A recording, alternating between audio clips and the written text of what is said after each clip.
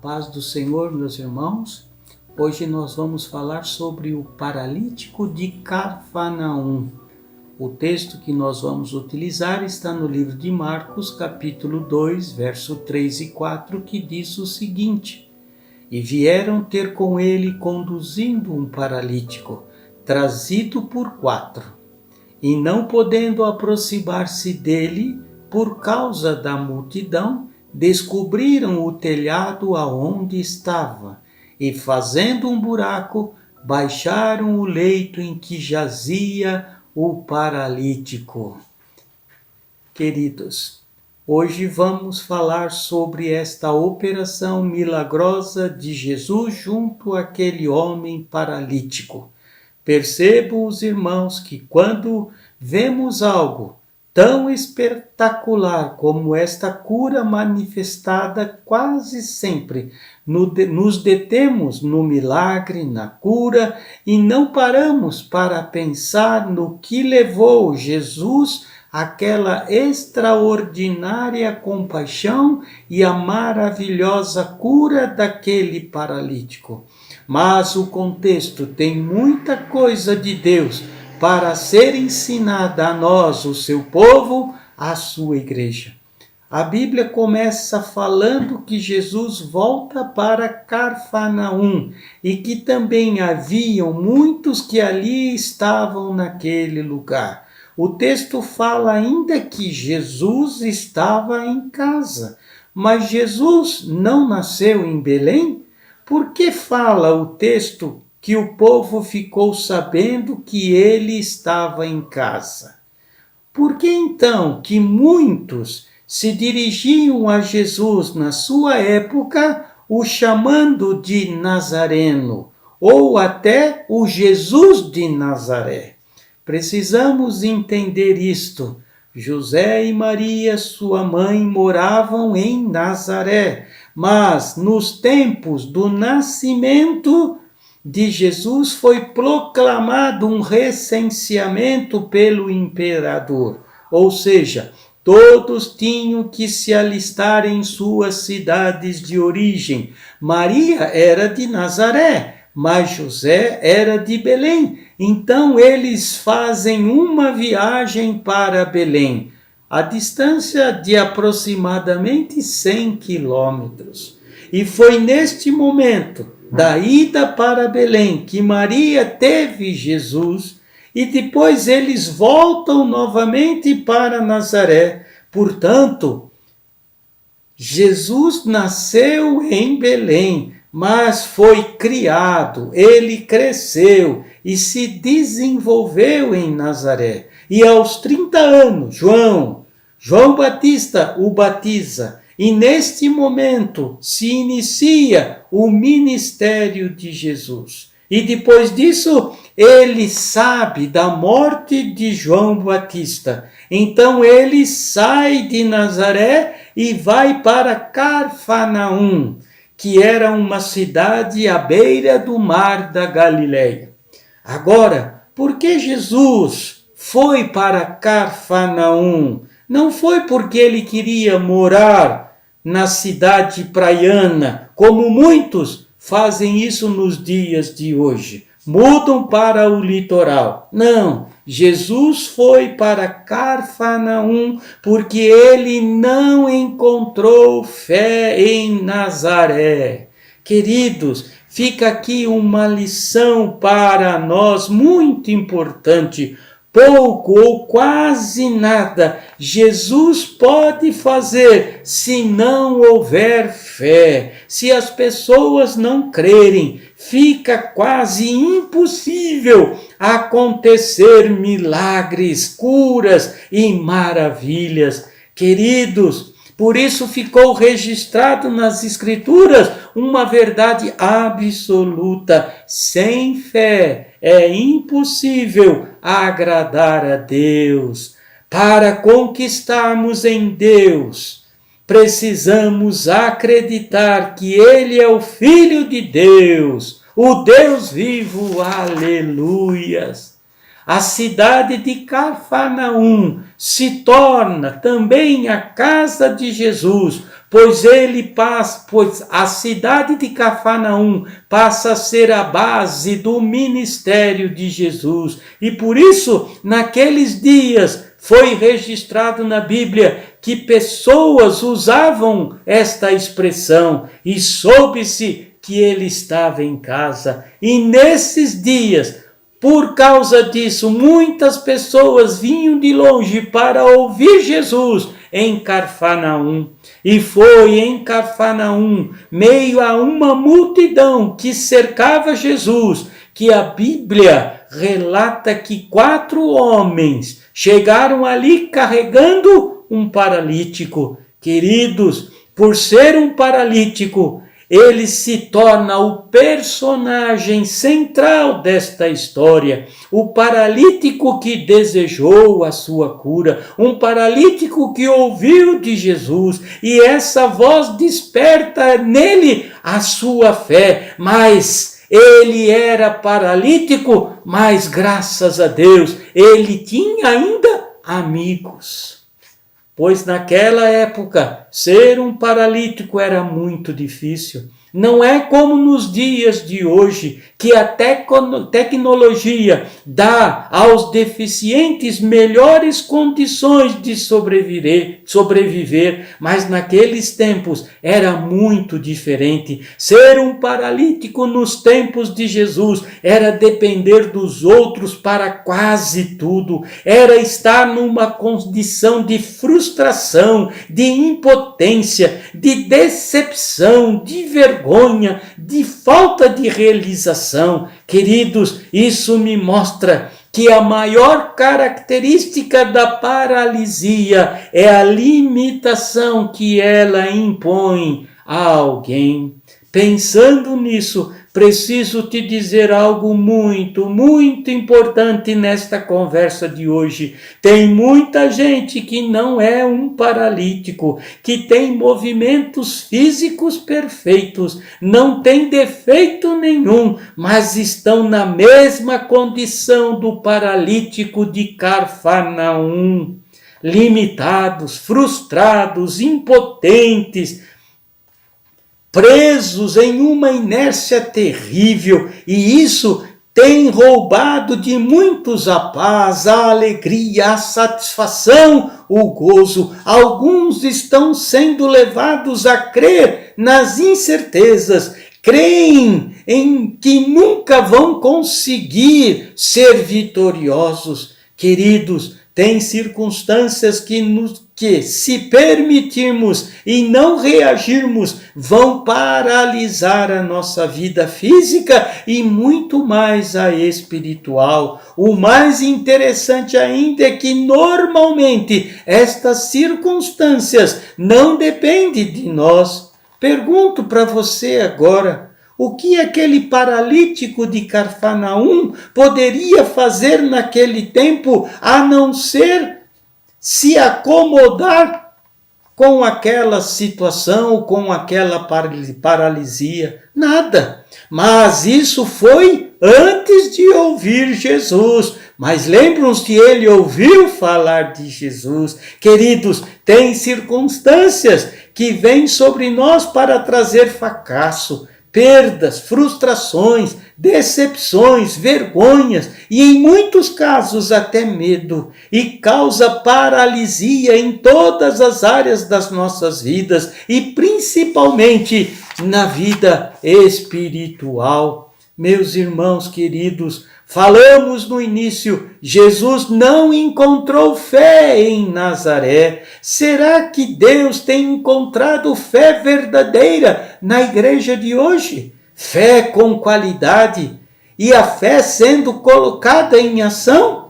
Lembrem-se o que diz a palavra de Deus: sem fé é impossível agradar a Deus. O paralítico de Cafarnaum entendeu, depois de ouvir Jesus, que tudo aquilo por que ele passava não precisava ser daquela forma. Ele creu, ele desejou mudar aquilo na sua vida. E naquele tempo, o que ele podia fazer, ele fez, ele creu. Mas tem gente que não quer sair da sua posição de paralisia.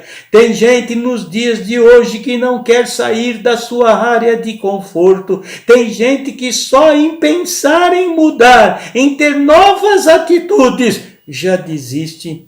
Mas aquele homem de Cafarnaum, ele disse àquela circunstância não. O interessante é que além de sua fé, aquele paralítico tinha também amigos. Agora, como disse certa vez um pastor conhecido, e eu gravei isso no meu coração e eu gostaria de compartilhar com você, existem amigos parteiros ou coveiros. Os amigos parteiros são aquelas pessoas que nos cercam e podem nos ajudar a dar à luz a todos os nossos sonhos, projetos, conquistas. Ou podemos ter amigos coveiros, que podem nos ajudar a enterrar os nossos sonhos, as nossas esperanças, podem trazer sobre nós palavras de derrotas, de descrença, de desespero. Uma coisa é certa, a escolha é sempre a nossa. Ou escolhemos amigos parteiros ou coveiros. Cabe a cada um de nós a escolha.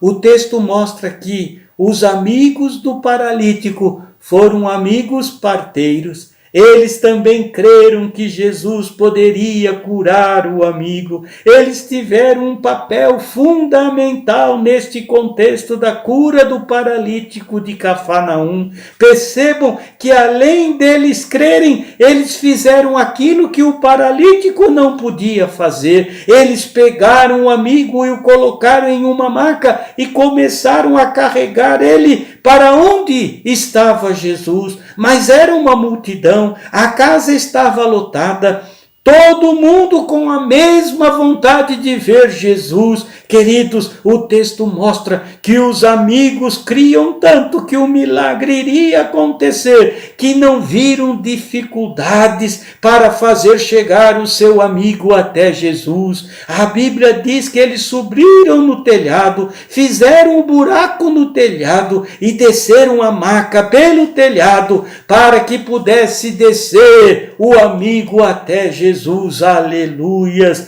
Jesus naquele momento então vê a fé do coração daqueles amigos.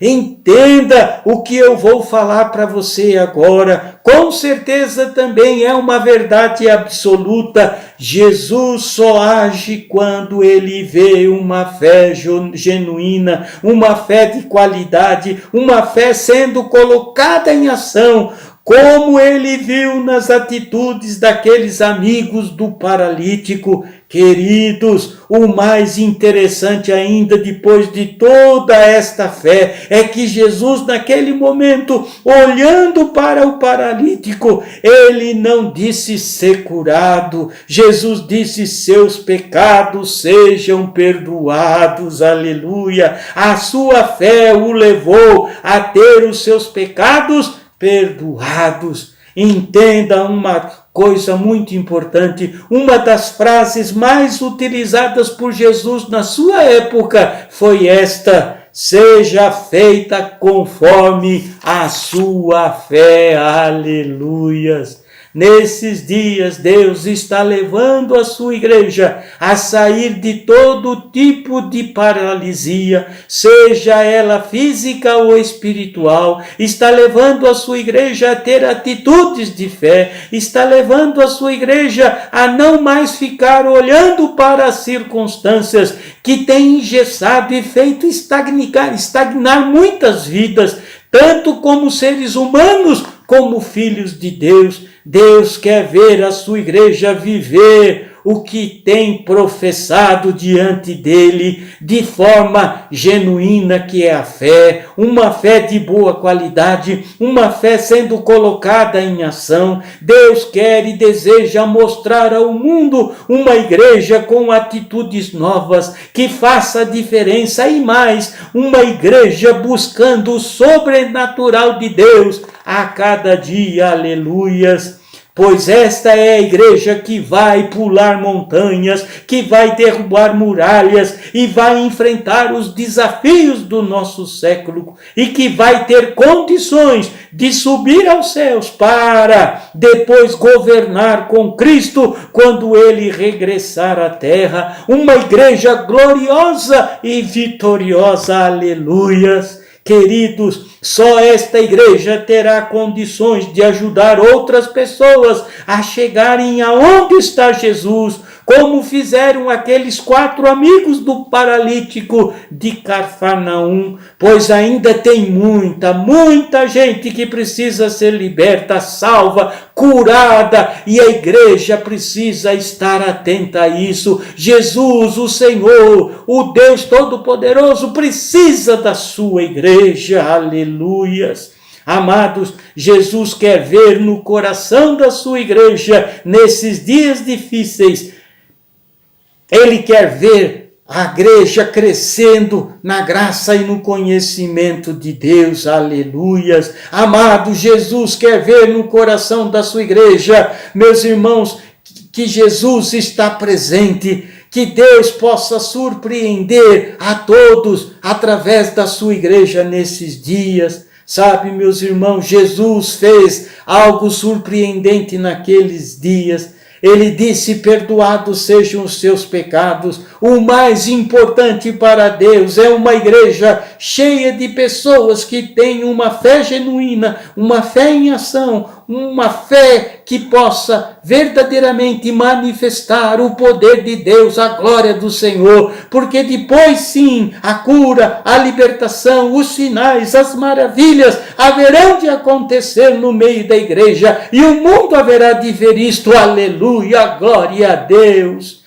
Queridos, o mundo é regido por leis espirituais determinadas, decretadas por Deus. Quando as pessoas transgridem essas leis, pecam. E saiba, este é o maior dos problemas dos homens, pois isto é a causa.